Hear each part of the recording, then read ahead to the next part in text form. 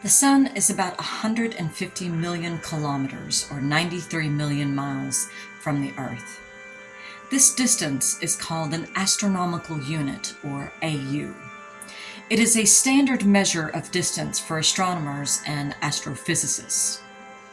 An AU can be measured at light speed, or the time it takes for a photon of light to travel from the Sun to the Earth. It takes light about 8 minutes and 19 seconds to reach Earth from the Sun.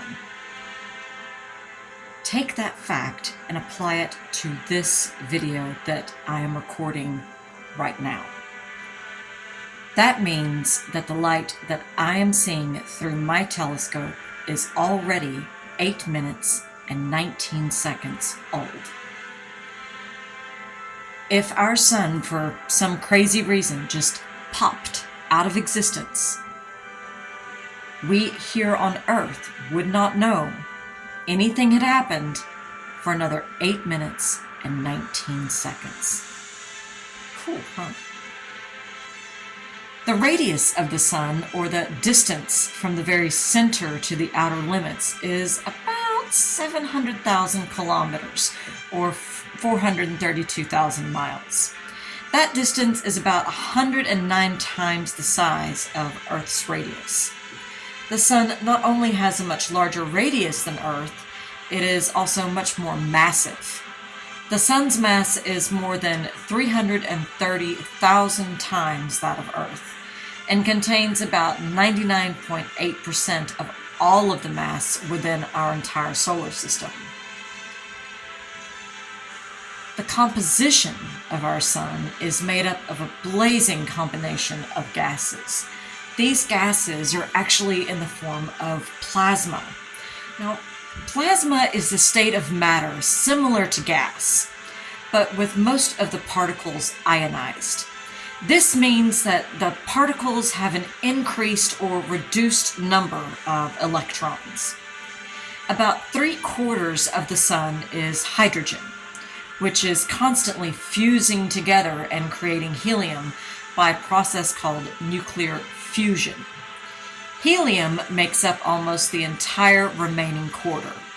A very small percentage, 1.69% of the Sun's mass, is made up of other gases and metals, be they iron, nickel, oxygen, silicon, sulfur, magnesium, carbon, neon. This 1.69% may seem insignificant, but its mass is still 5,628 times the mass of our Earth. And the Sun is not a solid mass. It does not have the easily identifiable boundaries of rocky planets like Earth. Instead, the Sun is composed of layers made up almost entirely of hydrogen and helium. These gases carry out different functions in each layer, and the Sun's layers are measured by their percentage of the Sun's total radius. The Sun is permeated and somewhat controlled by a magnetic field.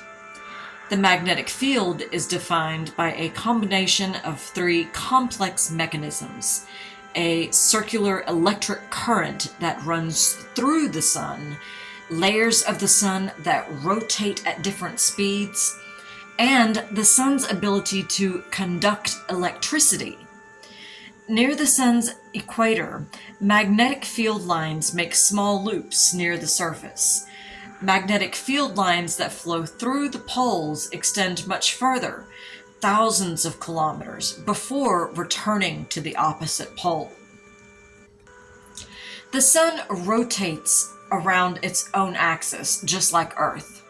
And the Sun rotates counterclockwise and takes between 25 and 35 days to complete a single rotation.